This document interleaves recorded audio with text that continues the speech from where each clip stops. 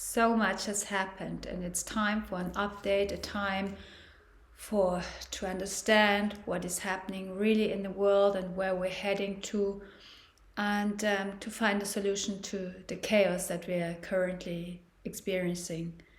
I have been saying since the beginning of the year, October is going to be the month where everything is going to explode in all levels and ways. But honestly, I wouldn't have thought it would develop in this way. What happened on October 7th is a tragedy. It's something that nobody would have ever imagined this could happen. And it's quite a horror that fell on the Israeli people, all kinds of religion. On the other hand, we have to realize and understand that we're going through a transformation, and each transformation needs to bring up the darkness to the surface. Things that have been hidden and haven't been seen by the people, and everything that we haven't faced is brought to the daylight. And this happened with the pandemic, where all fear and anger and aggression came up to the surface. The pandemic was actually just the catalyzing event to actually bring all these old things up. It was not the root cause of the problem. We have the Russia-Ukraine war, where this whole region, which holds so much darkness, so much antimatter, a lot of suffering, pain, which needed to come out into the open, to be released, to be brought back into balance.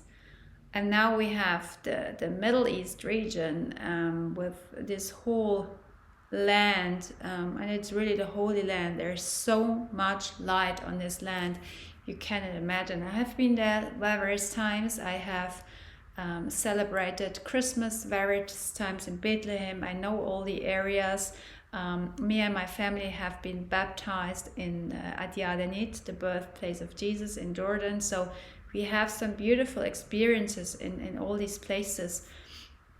And there is so much light in there that, of course, the moths are attracted to the light, and the darkness is attracted to the light. So there's also a lot of darkness being played out there. And that's why such places like the area of Israel, Gaza, this whole area there is so full of light that it also attracted a lot of darkness, and a lot of terrible things happen, not only now but also in the past. And what we need to do now is bring back peace. And what I've seen is that there is like a radical Islam that tries actually to bring the darkness, and not about the Muslims in general, but this dark radicalized Islam is bringing this darkness into the land. But it's like a tumor.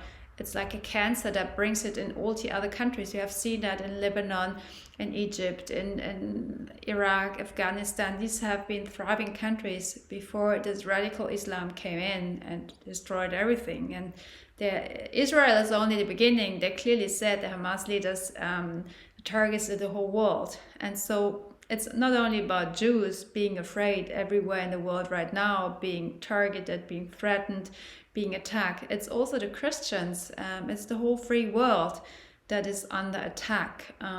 We have seen, like in Basel in Switzerland, within 7 days we had 4 times that the airport had to close because of concrete attacks, terror attacks. I just read today in Spain, all the cathedrals are protected by snipers and military, because there have been threats for some terror attacks. So the whole freedom and the peace in the world on a global level is in danger, and we have to bring it back into balance. And so we have to kind of see, it's like in the animal world, if there's one kind of race of animals is taken out of the equation, there's an imbalance going on, and suddenly some animal races that have been decimated by like another animal that have been eaten by them, and so everything is kept in check, they suddenly exploded in numbers, and that's not good. And it's the same with Islam. We have to put it back into check, bring it back into a balance, so that they're not doing whatever they want to do, so that they're really kept in check. And one way to do this, and one way to bring this global peace back, is to send unconditional love.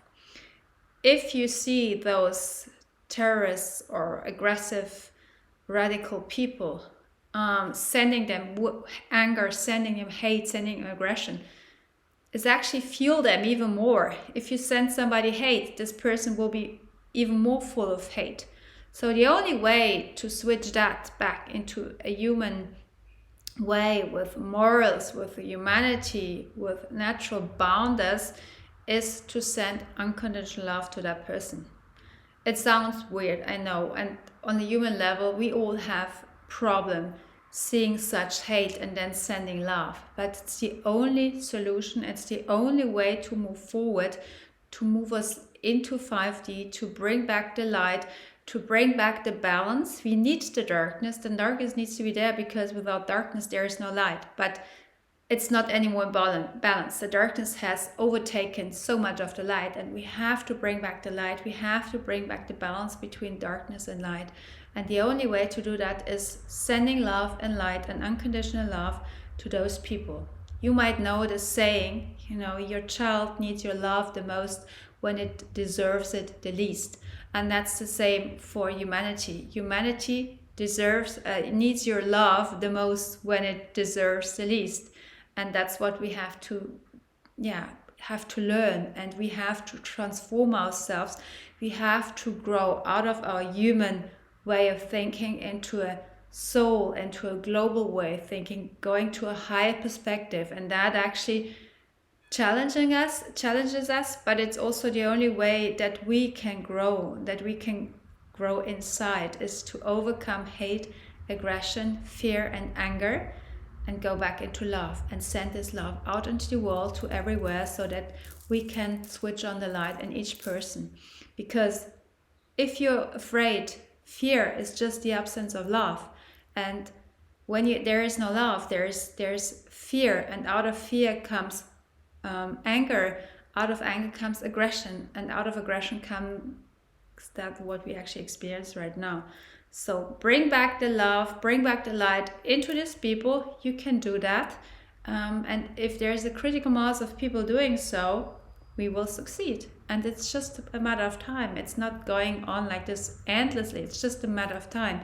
There need to be enough people who are holding space, who are sending unconditional love and light into the world, into the people, and then we can change destiny of the collective.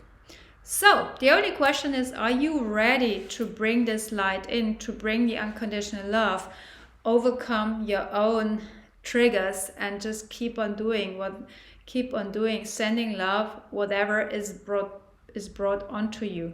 That's the biggest challenge that we have to overcome, but we can do it. That's a small challenge to compare to all the other people out there who experience much worse on a human level. So stay in your middle, stay in your center, stay calm, and send out the light. We need everybody, on this world. It's not just one group that we need. Many people believe, we just have to eradicate like extreme Muslims or extreme that, or that group of people, or that ethnic people. That's not how it works. We cannot just destroy something and believe we're whole. We are all one. We are just one big puzzle, and each of us is a puzzle piece. So when you have a puzzle of 100 pieces, you cannot take 60 pieces away, throw them away and say they're not good. We just complete the puzzle with the leftover 40 pieces because they're good. You will never get a complete puzzle. It's necessary. We need everything. We need the darkness, we need the light, we need all races, we need all beliefs. We need everything, but we need to keep it in check. We need to keep it in a balance, and that's the only way, through sending out love. So let's complete the puzzle. Let's complete all the pieces that are just randomly fallen out. bring them back together into this big source of love, and let's move forward into 5D.